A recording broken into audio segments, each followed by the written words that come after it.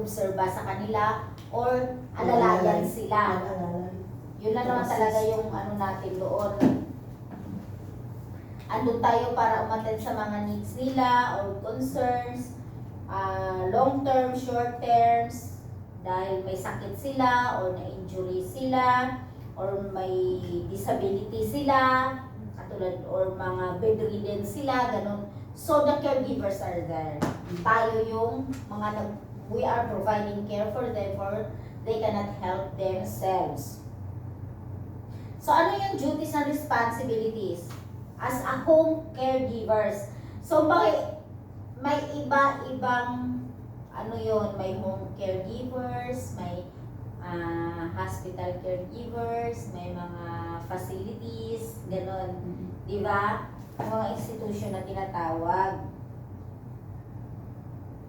Prepare care plans. Ito yung number 1. Home caregivers for the elderly arrange a care plan that deals with the activities they carry out within their specified shift, assisting from the most prioritized task to the least prioritized task. Ito yung prepared care plans. Ito na yung dapat na matutunan nyo muna. Paano yung paggagawa ng care plans? Kasi wala kasi tayo. Board? Yung board kasi Whiteboard. or PowerPoint, wala kasi tayo. Yun lang yung wala. Whiteboard? Oo. Daling ko sa Friday. Hindi ko talaga makita din sa bahay. Wala. Okay. Mas okay kasi yung ano, may handwritten. Kaya Ma-explain nga kasi eh. mas paintindihan yung mga, di ba? Kasi dapat kayo, gagawa kayo ng care plan. Ito pala yung ipapagawa ko sa inyo ha. Ito yung assignment nyo para sa Friday. Gagawa kayo ng care plan. Care plan. Yun. Yung mga, ano nyo, yung, tag dito, yung time, yeah. Maybe patient, yan. Paano yung ganitong oras, anong ginawa nyo sa Patient. pasyente nyo? Anong ganitong oras, pinaliguan mo siya, ganitong oras, pinainom mo ng gamot, ganitong oras, ano mo yun, yung care plan mo, yun. So, kailangan mo talaga yung mga care plans mo, titingnan mo kung ano yung activities na pasyente mo sa bawat oras, kasi importante yun.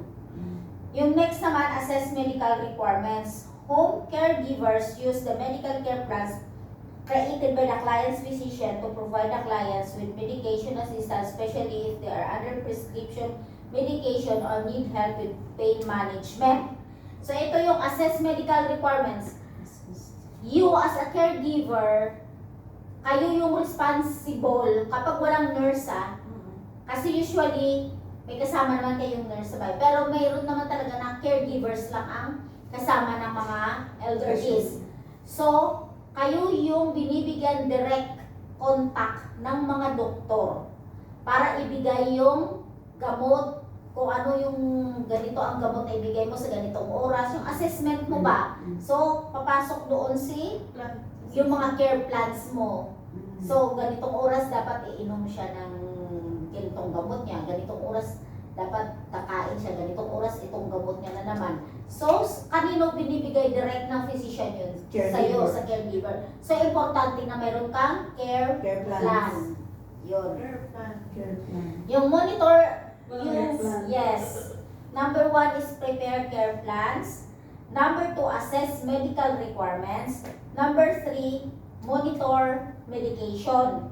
Home caregivers keep track of the client's medication based on their care plan, which also indicates what times of day should they provide medical assistance. So, naintindihan nyo na to, yung monitor medication.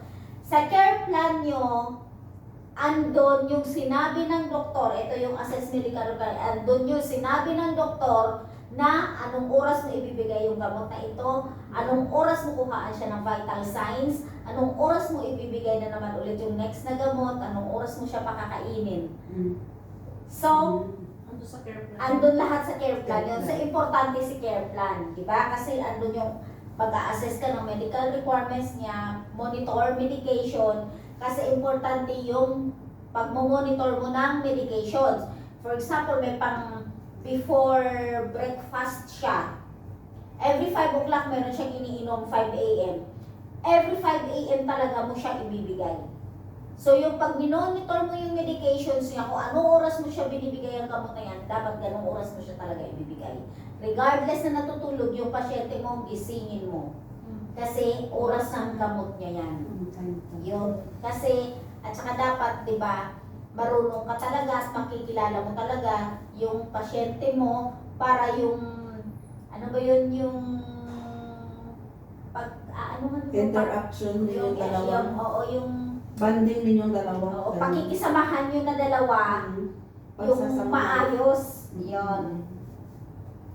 Number 4, caregivers help with basic needs. Ano yung mga basic needs niya? Home caregivers assist clients in performing basic needs like bathing, grooming, and toileting.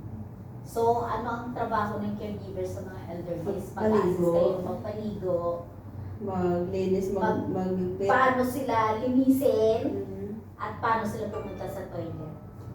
So, usually, ito yung para sa mga ambulatory at saka sa mga bedridden. So, magkaiba paano mo sila i-help sa bathing, sa toileting, sa grooming, magkaiba ang pag-care mo sa ambulatory at saka sa bedridden. Mhm. So, itatackle din natin yan. So, caregivers assist the elderly with their basic needs. Ito nga yung tatlo, yung bathing, the grooming, and the toileting. Yun. Prepare meals.